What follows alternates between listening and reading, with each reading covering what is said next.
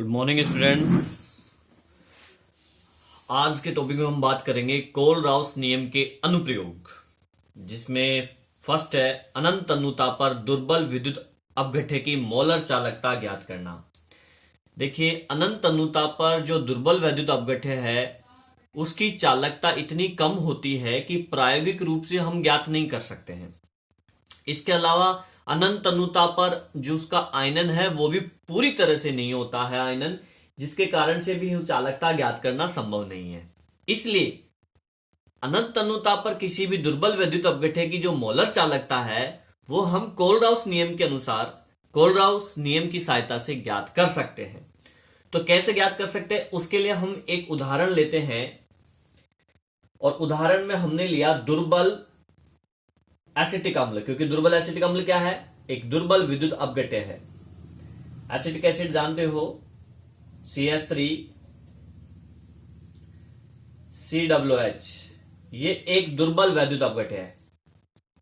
तो इसकी जो मोलर चालकता है अनंत अनुता पर, मोलर चालकता अनंत अनुता पर डेल एम, इंफिनिटी का साइन, प्रबल विद्युत अपघट्य, और एक हमने ले लिया प्रबल विद्युत अपघट्य है HCl, ये प्रबल है। इसी प्रकार से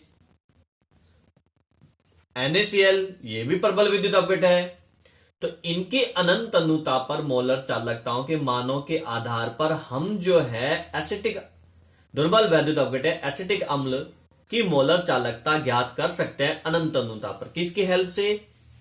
इनकी हेल्प से, HCl और NaCl की हेल्प से।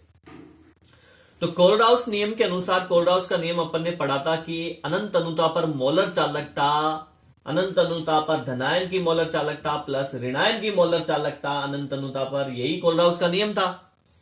याद करो आप, ये नियम नहीं था क्या कोलराउस का? डेल एम अनंत अनुता पर डेल सी कैटायन, धनायन मतलब प्लस ए ऋणायन अनंत अनुता पर मोलर चालकता, तो इन दोनों का योग ही अनंत अनुता पर मोलर चालकता होती है। तो एसिटिक अम्ल के लिए क्या हो जाएगा? इसके लिए ये चीज क्या हो जाएगी? ये चीज हो जाएगी del M infinity for acetic acid यानी CH3COOH बराबर, यह आ जाएगा आपका, कैटायन लिख लो पहले चाहे एनायन लिख लो, ऐसे कोई बड़ी बात नहीं है, CH3COO माइनस इंफिनिटी पे plus del H plus ion, जब ये आयनों में टूटेगा तो यही आयन देगा, धनायन और ऋणायन। ठीक है। अब जो प्रबल विद्युत अपघट्य है अपने NaCl, ठीक है, उस NaCl को जब आप HCl ले लो चाहे NaCl ले लो, ठीक है ना, और दोनों ले लो, कोई दिक्कत नहीं है। तो प्रबल विद्युत अपघट्य है, इनको आप अगर तोड़ोगे आयनों में, तो तोड़ोगे तो जब ये आयनों में टूटेंगे तो ये दो प्रकार के आयन बनाएंगे। ये NaCl जैसे Na plus and Cl minus बनाएगा कि नहीं बनाएगा, जबकि HCl बनाएगा H plus and Cl minus बनाएगा। ठीक है। तो जब ये प्रबल विद्युत अपघट्य है, इसको दाईं तरफ Na प्लस और Cl जोड़े और घटाएं तो क्या होगा? इस समीकरण में हम यहां पे NaCl जो है प्रबल विद्युत अपघट्य है, उसका धनायन और ऋणायन जोड़े और घटाएं तो कोई फर्क नहीं पड़ेगा समीकरण पे। आप जोड़ भी रहे हो घटा भी रहे हो, दो आपने जोड़ा, दो या आपने घटा दिया, तो कोई मान में फर्क नहीं पड़ेगा। अतः हमने इसमें जोड़ा और घटाया तो क्या बनेगा equation? Del M infinity CH3COOH बराबर CH3COO minus infinity plus H plus, अब जोड़ दिया एक बार तो जोड़ दिया, ये लीजिए जोड़ दिया इसको, Na प्लस को जोड़ा एक बार घटा दिया, Na प्लस घटा दिया एक बार, इसी प्रकार से Cl को एक बार जोड़ दिया, Cl माइनस इंफिनिटी, और एक बार जोड़ दिया और एक बार ये घटा दिया, Cl माइनस इंफिनिटी। तो एक बार जोड़ दिया और एक बार घटा दिया NaCl, ये आयंस को प्रबल विद्युत। पुनर्विन्यास कर दो इसका, पुनर्विन्यास करने पर पुनर्विन्यास करने पर, मतलब कि दोबारा रीअरेंजमेंट कर दें इसका, तो क्या होगा देखिए, रीअरेंजमेंट करने पर हमारे पास आया del M infinity acetic acid CH3COOH का मोलर चालकता बराबर, ये नेगेटिव है, इसके पास कोई भी पॉजिटिव सोडियम ले आए अपन, CH3COO minus infinity plus Na plus infinity plus इस H प्लस के पास में नेगेटिव आयन आ जाएगा, कोई भी Cl, नेगेटिव कौन है, Cl है, Cl इंफिनिटी माइनस, एक बार जोड़ दिया और एक बार घटा दिया, तो ये आ जाएगा आपका Na plus infinity plus Cl infinity अनंत अनुता पर। जब अपन इन दोनों को करेंगे, ये आयनों में है, इनका वियोजन हुआ है, इनको जोड़ेंगे तो क्या बनेगा, सोडियम एसीटेट बनेगा, ये HCl बनेगा, ये NaCl बनेगा, तो ये बन जाएगा फाइनली समीकरण डेल एम इंफिनिटी बराबर infinity CH3COONA plus infinity HCl infinity पे एंड माइनस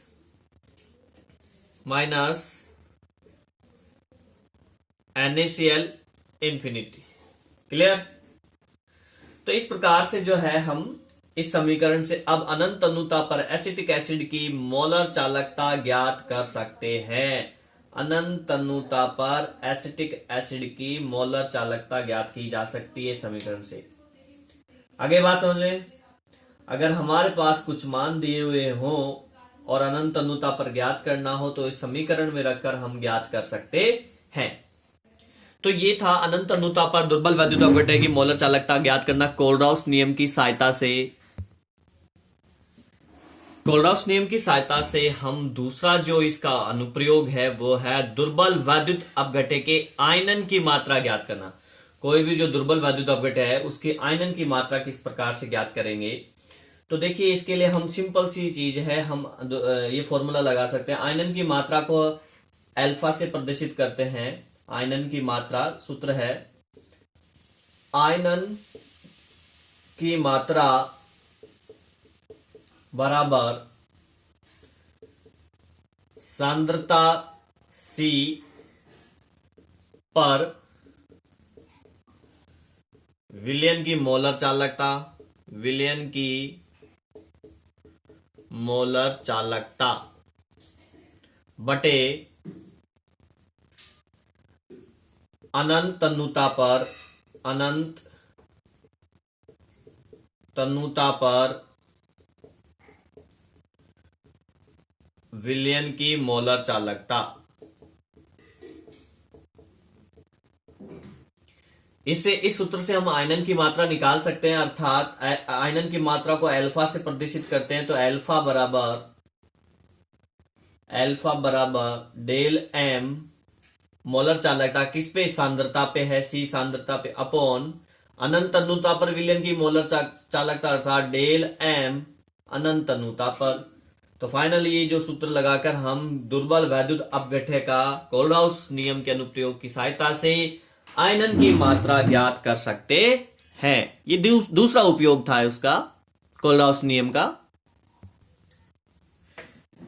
तीसरा अनुप्रयोग है दुर्बल वैद्युत अपघटन का आयनन स्थिरांक ज्ञात करना। दुर्बल वैद्युत अपघटन के लिए आयनन स्थिरांक कैसे ज्ञात करेंगे, कोलराउस नियम की सहायता से। तो इसमें देखिए पहले हम क्या करेंगे, आयनन की मात्रा अल्फा ज्ञात कर लेंगे, जैसे कि अभी दूसरे पॉइंट में अपन ने पढ़ा, और उसके बाद हम इस समीकरण उसके बाद हम आयनन स्थिरांक ज्ञात कर सकते हैं। कैसे, तो उसके लिए हमने एक एग्जांपल ले लिया। दुर्बल वैद्युत अपघटन है एसिटिक एसिड CH3COOH, जब ये आयनों में टूटेगा तो आपको पता है क्या बनेगा, CH3COO minus plus H plus, ये दो आयन बनेंगे। ठीक है, तो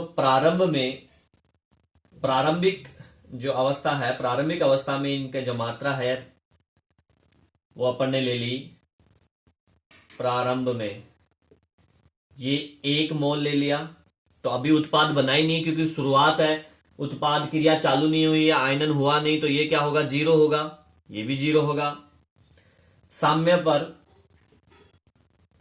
साम्य पर देखिए इसकी मात्रा आ गई है अल्फा, आयनों में टूटा ये अल्फा मात्रा, ये अल्फा, ठीक है, साम्य पर है ये, तो ये क्या हो जाएगा 1 माइनस अल्फा। चूंकि साम्य पे सांद्रता C है तो हमने C लगा दिया यहां पे, साम्य पर सांद्रता। अब बात करते हैं साम्य पर सांद्रता, तो सांद्रता तो आयतन से निकाली जाती है, अर्थात इसकी सांद्रता क्या हो जाएगी 1 माइनस अल्फा अपॉन V, इसकी सांद्रता क्या हो जाएगी अल्फा अपॉन V, इसकी सांद्रता क्या हो जाएगी अल्फा अपॉन V, ठीक है। आयनन स्थिरांक का समीकरण हम जानते हैं अम्ल के लिए, ये अम्ल है, दुर्बल वैद्युत अपघट है अम्ल, ठीक है, अम्ल का आयनन स्थिरांक। तो अम्ल के लिए क्या होता है Ka, द्रव्यानुपाती नियम के अनुसार अम्ल का आयनन स्थिरांक 11th में भी था। उत्पाद बटे क्रियाकारक, तो Ka बराबर उत्पाद हमारे ये है, क्रियाकारक ये है, तो उत्पाद क्या है आपका सांद्रता, उत्पादों की सांद्रताओं का गुणनफल बटे क्रियाकारकों की सांद्रताओं का गुणनफल, सूत्र ये है मेन। तो CH3COO माइनस H प्लस, बड़ा ब्रैकेट है, ये सांद्रताओं को प्रदर्शित करने के लिए लगाया जाता है क्योंकि सांद्रताओं के आधार पर इसकी गणना कर रहे हैं। तो उत्पादों की सांद्रताओं का गुणनफल बटे क्रियाकारकों की सांद्रताओं का गुणनफल, और क्रियाकारक क्या है CH3COOH है, क्लियर। यहां पे वैल्यूज रख दीजिए, जो ये वैल्यूज हैं ये रखेंगे तो क्या बन जाएगा, ये बन जाएगा आपका CH3COO की वैल्यू ये है alpha upon V, alpha upon V, H की वैल्यू भी यही है alpha upon V upon CH3COOH की क्या 1 minus alpha V, 1 minus alpha upon V। इसको सॉल्व करो तो Ka बराबर V से तो ये हो जाएगा आपका अल्फा स्क्वायर अपॉन नीचे आपका बचेगा V 1 माइनस अल्फा, ठीक है, एक V से एक V चला जाएगा और ये V नीचे आ जाएगा, ऊपर अल्फा स्क्वायर नीचे V 1 माइनस अल्फा। या फिर आप इसको लिख सकते हो सांद्रता के अकॉर्डिंग, या Ka बराबर C alpha square upon 1 minus alpha, सांद्रता पर आप इस प्रकार से ज्ञात कर सकते हो और आयतन के लिए आप ये लगा सकते हो। तो इस प्रकार से दुर्बल अम्ल का आयनन स्थिरांक हम ज्ञात कर सकते हैं। आगे बात समझ में। तो ये कोलराउस का तीसरा अनुप्रयोग था। अब बात करते हैं चौथे अनुप्रयोग की। लेट्स सी, अम्ल अल्प विलय लवणों के लिए विलयता ज्ञात करना। अल्प विलय का मतलब है जो जल के अंदर कम घुलते हैं, अल्प विलय है। जैसे कि एग्जाम्पल की बात करें तो AgCl है, जल में कम घुलनशील है, BaSO4 है, PbSO4 है। तो ये कुछ ऐसे लवण हैं जो जल में कम विलय हैं। तो इनकी विलयता ज्ञात करने के लिए हमें क्या होना चाहिए, हमें ये चीज पता होना चाहिए विशिष्ट चालकता, इस लवण की विशिष्ट चालकता, और मोलर अनंत अनुता पर मोलर चालकता, ये दो चीजें हमें पता होनी चाहिए। तो अनंत अनुता पर मोलर चालकता तो क्या है, डेल M अनंत इंफिनिटी बराबर K, ये सूत्र अपन ने पहले निकाल चुके पिछले वीडियोस में, आप देखना, K इंटू 1000 बटे मोलरता, ठीक है, समीकरण नंबर 1। यह अनंत अनुता पर चालकता हो गई किसकी, लवण की। अब कोई भी जो अल्प विलय लवण है उसकी मोलरता, अल्प विलय लवण की जो मोलरता है वो ही उसकी क्या होती है, विलयता होती है। आई बात समझे, ये विलयता को भी व्यक्त करता है, व्यक्त करती है मोलरता। इसलिए हम मोलरता की जगह विलयता यूज कर सकते हैं। तो सूत्र क्या बन जाएगा, del M infinity is equal to K into 1000 upon विलयता, किसके लिए, लवण के लिए है ये, अल्प विलय लवण के लिए। अल्प विलय लवण के लिए मोलरता विलेयता बराबर होती है, ठीक है ना। अब यहां से हम विलेयता निकाल सकते हैं, तो विलेयता बराबर के लवण इंटू 1000 अपॉन अनंत अनुता पर मोलर चालकता। तो K का मान पता हो और अनंत अनुता पर मोलर चालकता, ये K क्या है, ये विशिष्ट चालकता है, विशिष्ट चालकता। ये क्या है, अनंत अनुता पर मोलर चालकता। तो अगर ये दो चीज हमें पता हो, ये और ये, तो हम इस सूत्र की सहायता से विलेयता ज्ञात कर सकते हैं। किसी भी अल्प विलय लवण की विलेयता ज्ञात की जा सकती है। आगे बात समझें। तो ये थे कोलराउस नियम के अनुप्रयोग।